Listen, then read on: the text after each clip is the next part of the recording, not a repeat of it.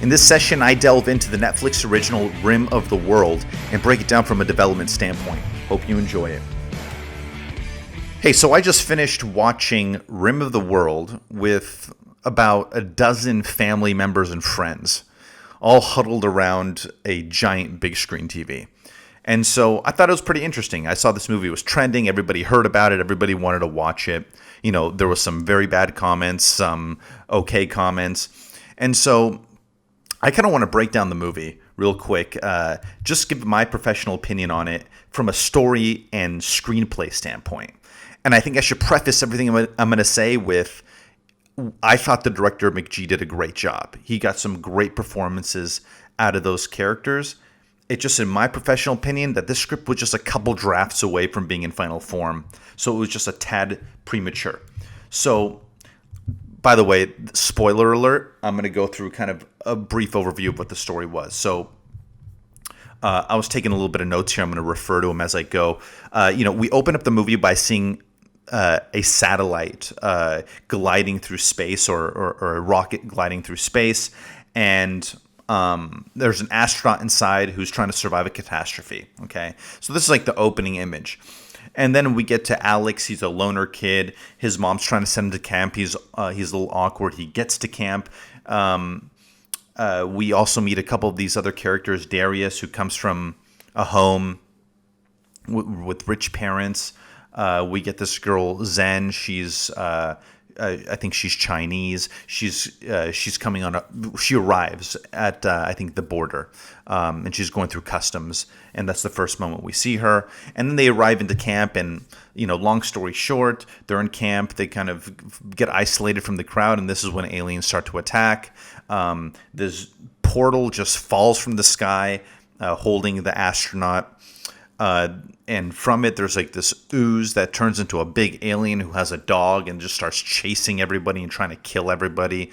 And long story short, they escape, but they get in contact with the astronaut who ends up dying, who gives Alex the key and says, you have to take this key to Pasadena to a specific guy in this specific building to be able to save the world. So now they're on a mission to save the world.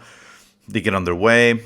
A lot of aliens just show up, thwarting their plans. It seems like they're going to be saved midpoint by the military. Aliens show up, thwart the plan.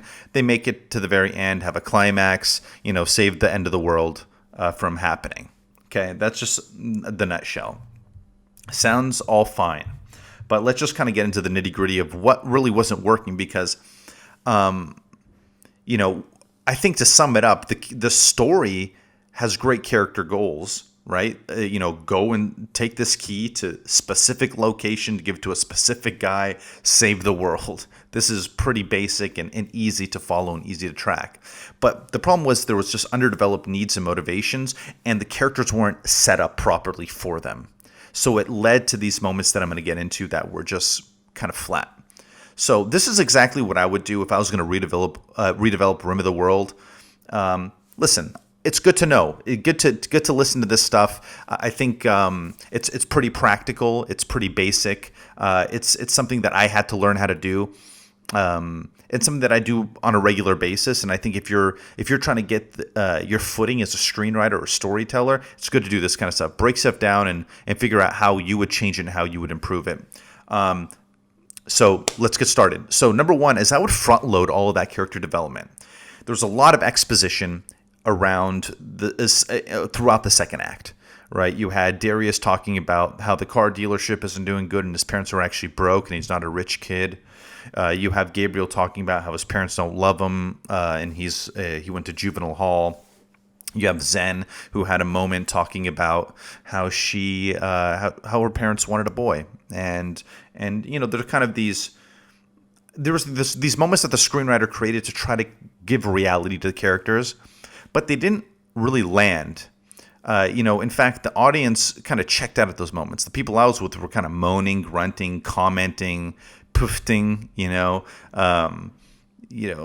and I think a lot of people had those shared feelings in the group. They were kind of like, oh, God, really? So I think the lesson here is really just avoid exposition at all costs, right? Because when you start trying to explain someone's backstory in the middle of your film or middle of your story and it has absolutely no bearing on the plot, people start to check out and feel like, oh gosh, this is a little forced. Why are they doing this?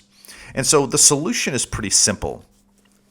And I'm going to get into more depth. On the surface is simply front load the development of your characters so you can give them a launching pad for their arc. These disjointed events, I would call these moments in the second act where they start talking about stuff that has no bearing on the plot, I would call these disjointed events. And in fact, there was also a lot of repeat beats. As if you watch the movie, you would see that really almost every time they seem to make progress, or every time there seemed to be a little bit of peace, all of a sudden an alien would show up trying to kill them, right? And so if we could front load that character development, it would eliminate that. And I'm going to get into how it eliminates these disjointed events and repeat beats and naturally repairs the structure of the film. So the introduction to each character is really the foundation of it all. Each character has their own launching pad. I would call that the intro. When you see a character, this is the launching pad. And the problem that I saw in this particular piece was that each of these introductions didn't tell us really anything about the characters that we needed to know. The most we knew about was Alex, but I'm going to get more into Alex in a little bit. I felt like Alex was maybe the writer trying to stuff 10 pounds of crap into a 5-pound bag. Just a little too much. Between the fire and the dad and the fear of heights and the mom and the love and all those things, felt like a little too much. You could have focused it and made more of, and really delved deeper into one of them. But we'll get into that. So we didn't really learn too much about the characters on the front end. So what I would have suggested, and I think would have really solved a lot of the problems, is give them all a launch pad. So, for example, we should have seen Gabriel exit juvenile hall. An idea, maybe his parents never came to pick him up, and maybe he sees a family picking up some kids, and we understand through his reaction that he doesn't have a family that's there for him, and this is really the start of his arc. He doesn't have family. He wishes he had family. And this is and this would be a good introduction. Now, again, Darius, the next character, we see him from the beginning. He's dancing down the steps of this grand mansion, which is his home, to some music, and it's a lively, it's a fun and humorous scene. But it didn't tell us anything about himself or his family circumstance. I mean, it told us that he's a funny guy and he's kind of flamboyant, but that's not really enough. We could have learned that just by looking at him and listening to him speak. So what I would have done is I would have made the circumstance where he knows that his family's in turmoil, and they're sending him off to camp to hide the fact that they want Darius to know. They're just pulling the wool over his eyes. And maybe this is the moment that Darius finds out that his parents are divorcing, right? It kind of sets the stage for his arc, which, like Gabriel, is family-oriented. He wants family. And so there is, there's a relationship there. There's a thematic unifying device or connective tissue between the two, right? It's ideas like that where if you would just front load your development and make it relevant, now we can understand where the character is going. We have a starting point, but with Gabriel, we didn't have a starting point.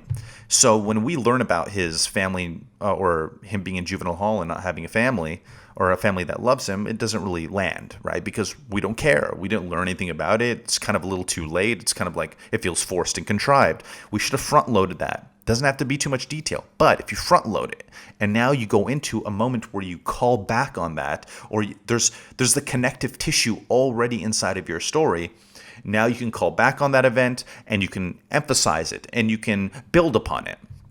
So I think all the characters could have done that. I'll get more into Alex because he's a little more complex. He had kind of the reverse problem of the other ones. He had a little bit too much development, or I would say too many elements instead of too many underdeveloped elements instead of just one wholly formed and developed element. But let me get to the next point. So first one is front load all your character development. Number two, it just create distinguishable motivations for each of your characters. So none of the characters had a distinguishable motivation, right? They all want to go to Pasadena and save the world because that's all of a sudden their duty, right? They are, I guess, their destiny to do so. But it seems like they didn't have any motivations beyond just doing that, right? They had motivation to stay alive. But when you set up a character to have circumstances, like, for example, Alex, he set up his character, he's really close to his mother. He just forgot about his mother the rest of the movie. Makes you wonder, why was his mother even in the movie? So, these are, the motivation just completely got lost. I think if the writer would have added some really distinguishable motivations for each of these characters, for example, Gabriel is in this because this is his family and he wants family. And through this journey, he discovers that these new people are his family. And for Darius, maybe it's, somehow trying to find his parents, right? Trying to find his parents is a very legitimate. He wants to reunite with his parents because his whole thing is about having a broken family. He wants to reunite with his family. And so what would have happened is you would have had moments that were, okay, the moment of the film that I thought got the worst reaction was the midpoint, where they find the military and Alex hands him the key and, cue the triumphant music. But then all of a sudden, of course, aliens descend, start shooting everything. People die. The military guy dies, hands Alex back the key, says, "You got to get to Pasadena." And then they're back on the road. If you would have taken that scene completely out, the story would be exactly the same, right? There would have been no difference in the story. So that scene essentially didn't need to be there. Now, if you would have had motivations that were established early on by front-loading your character development, then you could have had moments, say in the midpoint, where, say, they're passing through town and Darius wants to go visit his family's dealership and finds that it's all destroyed and maybe finds a sign where his parents could be. That eventually pays off after the climax or in the very end of the movie. Or Alex wants to go find his mother and returns to the house but finds it burned to a crisp.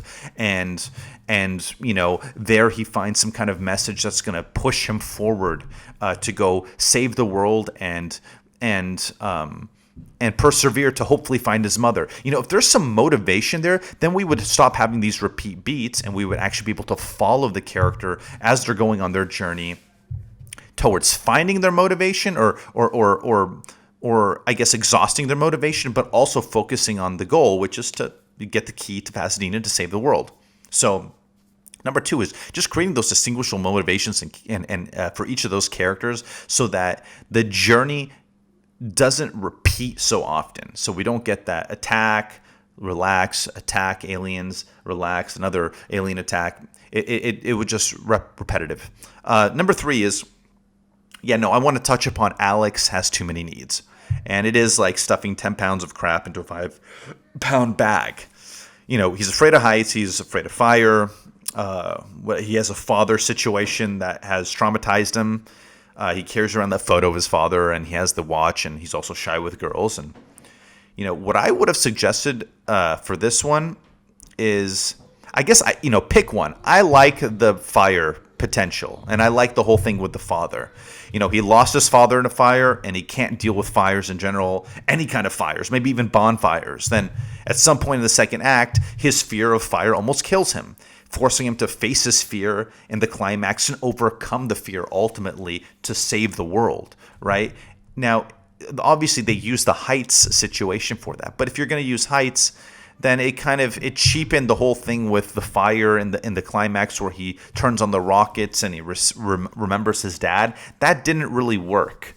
It didn't work because, we didn't really feel how traumatizing that situation was for him, right? We just knew that he loved his dad. Okay, we all love our dads, or most of us do, right? But there's something about the fact that he wasn't completely traumatized by it to the degree that it immobilized him. Obviously, he was immobilized when he tried to climb up that ladder or whatever that thing is when he goes bungee jumping, and he completely freaked out and he got scolded by everybody in camp because of it.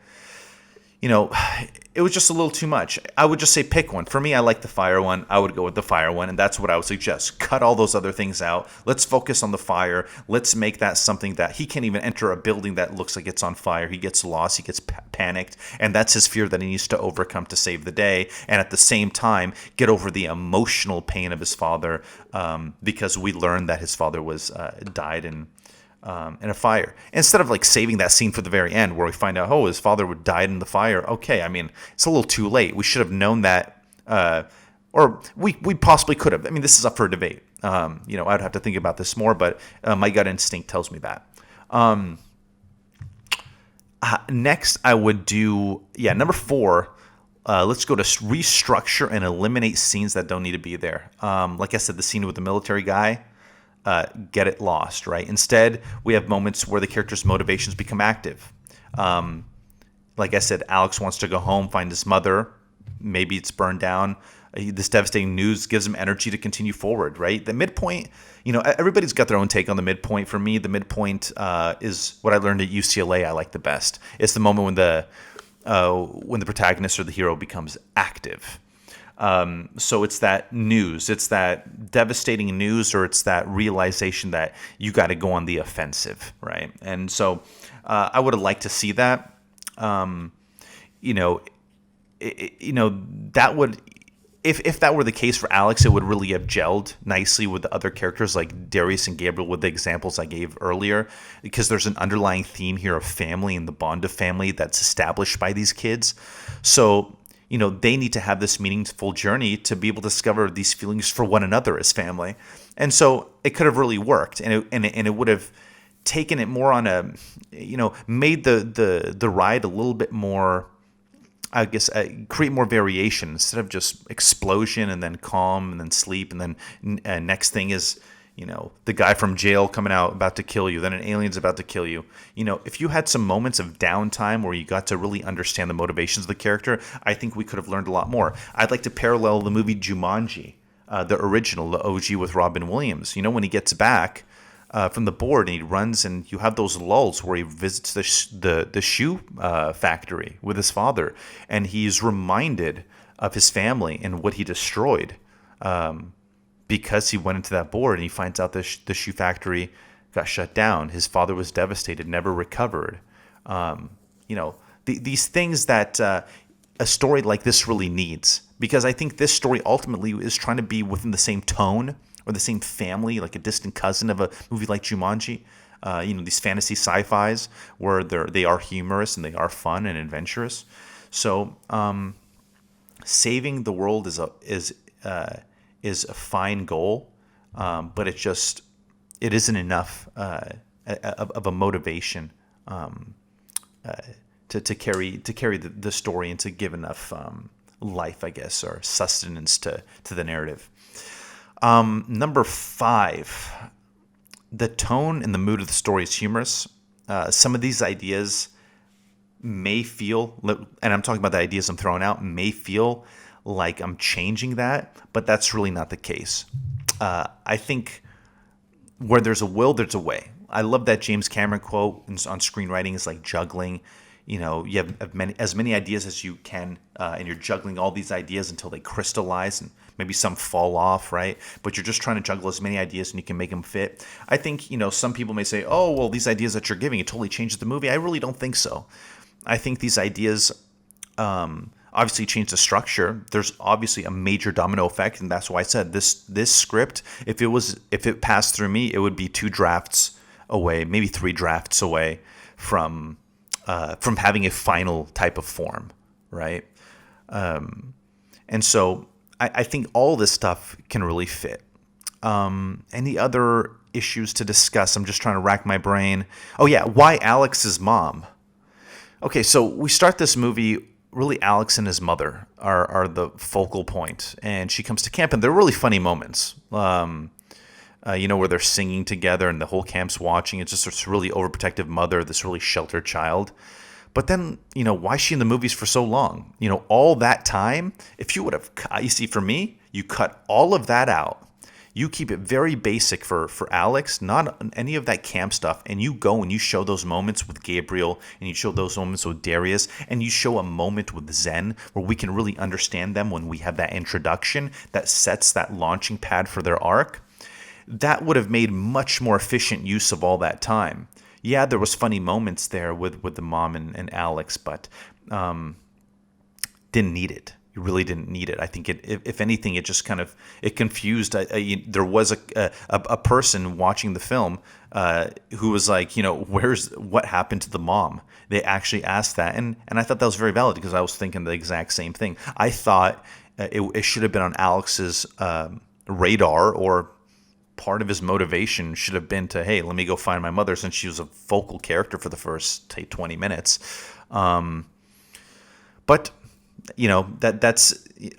that's part of redrafting, and I think this is just really all part of the game. It's all problem solving, and I think that it's made for a fine film. I had no problem with the film. I thought that it was entertaining. It was all fine.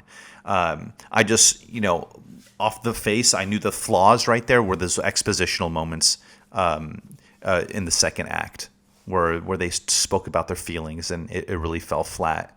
And then, leading into the third act, into the climax, I think giving a justifiable or just giving justice to each of the characters would have been much easier in that third act if there were motivations, right? If there was some kind of reuniting with family, if Gabriel could have found that this is his new family, if Alex could have Alex and Darius could have found their parents. Or I know this is really happy ending sort of stuff, but something that could have maybe brought this whole family theme more to the surface, where we learn, hey, through overcoming your fears and through these intense journeys where you're going through these mythical, hellish environments, that doing the right thing and caring for one another brings, what's the consequence of all of this? And the consequences have to be positive, because this is a movie that's, fun and positive. We don't want any of these kids to die. We want them to, we want to reward Alex. We want to reward everybody for putting their life on the line and having virtuous motivations that are tied to, the things that I just discussed. So hope this was useful for you. Feel free to drop me any questions, ask me anything. If you want me to cover a movie and talk about any kind of movie, I'm going to be trying to do that a lot more in the next few weeks and months. So let me know what you think. Thanks, guys.